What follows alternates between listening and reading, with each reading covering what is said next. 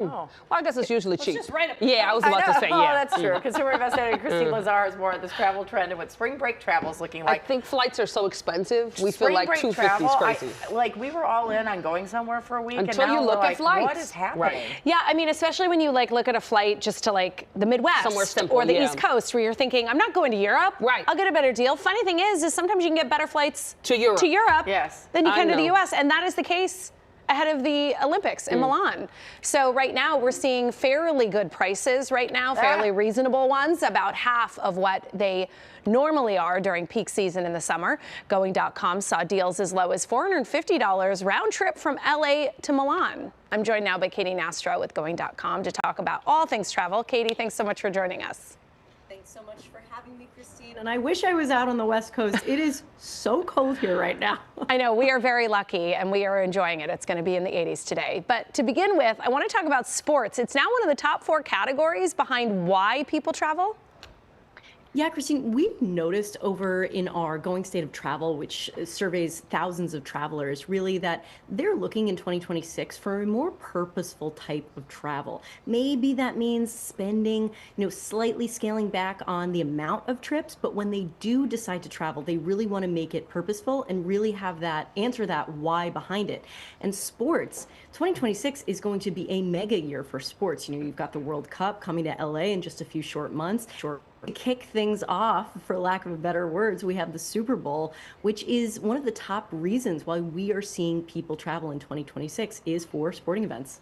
So speaking of the big sporting event we have coming up, if someone secures last-minute tickets to the Super Bowl, are there really any affordable flights left up to San Francisco from LA? Well, unfortunately, we're used to pretty cheap fares going from LA to San Francisco. And right now, the best that we're finding over at Going is roughly $264 round trip.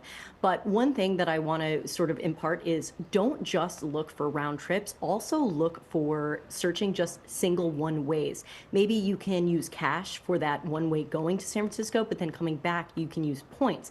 A lot of us tend to forget that those points are just as good on economy flights than saving them up for those pricey, premium economy business class flights that need a lot of points to be able to redeem, as well as trying to be flexible on where you're flying out of and into, and then your dates. Saturday to Tuesday is going to be the cheapest round trip price that we're seeing. But again, if you are limited on time, that's Sunday to Monday, try to see if you can use a combination of cash and points. So Jamie mentioned spring break. Let's talk about that travel period coming up. What type of trends are you seeing, and what about prices? Yeah, prices are looking pretty similar to last year, but we are noticing that places like Hawaii, Vegas, Orlando are trending for domestic destinations, and there is still a healthy interest in places internationally like Japan. We know that Japan is going to see a record number of visitors. Last year it did, and we're anticipating that this year is going to be no different. But a great tip that we talk about at Going is shoulder seasons, really trying to escape the crowds and the prices by targeting time periods that not as many people are going to be traveling to certain destinations to. So yes, spring break, we think beachy destinations like Honolulu, but I would impart, if you do have plans for a big ticket trip, like somewhere in Asia, like Japan or even Thailand, we're seeing LA to Thailand, Phuket, $593 round trip over dates across March and April. Try to buck the trend and go elsewhere. Try to take that big trip in the shoulder seasons this year to save. So we do have those new travel rules now in place concerning the Real ID. If you don't have one, you now have to go through that secondary screening and pay that $45 fee. Are you hearing that that's causing any problems or delays at security, especially as we head into the busy spring break season? Is there anything travelers need to know? Yeah, I think travelers need to know that while we haven't heard of any major disruptions quite yet, we also are in sort of a low period when it comes to the amount of people going through TSA. Early February is not exactly a high peak season, but as we get into spring break, this is really when we want people to, if they are part of that 6% that doesn't have a compliant Real ID, to really try to get that done. Or remember, you can use your passport or passport card. A lot of people, what we are hearing is they didn't realize that they could use that still as an alternative.